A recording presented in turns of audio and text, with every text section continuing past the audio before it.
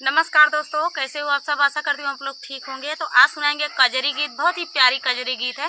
सावन आ ही गया है, बिना सावन में कजरी गीत ना हो तो बड़ा सूना लगता है।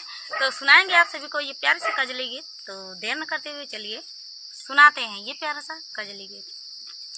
बेरा की बेरा तो है सासु मुरैला जीनी पाली उरे फूलवरिया मुरैला जीनी पाली उरे फूलवरिया फूलवा तोड़ा ना गाय वही फूलवरिया मुरैला मुस्की माराई रे फूलवरिया मुरैला मुस्की माराई रे फूलवरिया मुरैला मुस्की माराई रे फूलवरिया देहु ना मोरी सासू ढाला तलवारिया मुरैला मारई जाबाई रे फूलवरिया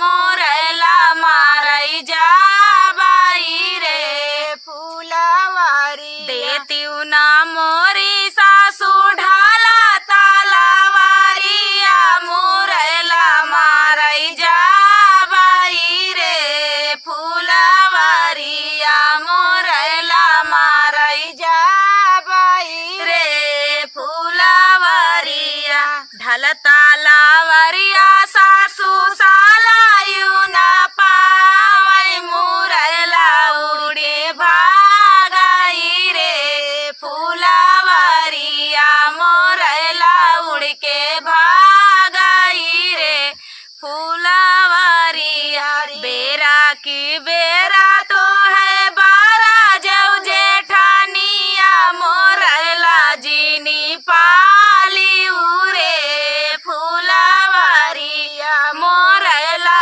जीनी पाली उरे फूलवरिया फूलवा तोड़ा ना गाये वही फूलवरिया मुरैला मुस्की माराई रे फूलवरिया मुरैला मुस्की माराई रे फूलवरी देहु ना मोरी जेठनी ढाला तलवारिया मुरैला मारई जाबाई रे फूलवरिया मुरैला मारई जाबाई रे फूलवरी ढलता लावरिया जेठनी सालायु ना पावई मुरैला उड़े भागाई रे फूलवरिया मुरैला उड़े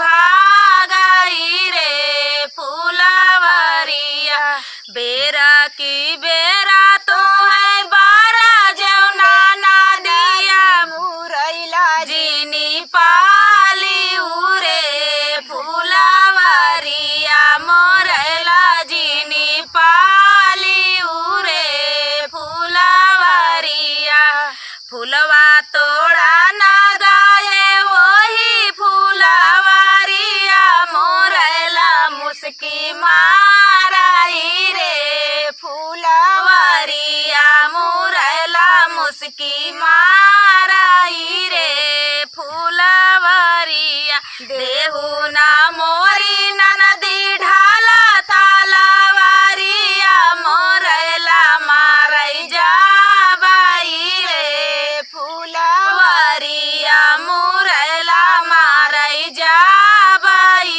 रे फूलवरिया ढलता लावरिया ननदी सालायु ना पावई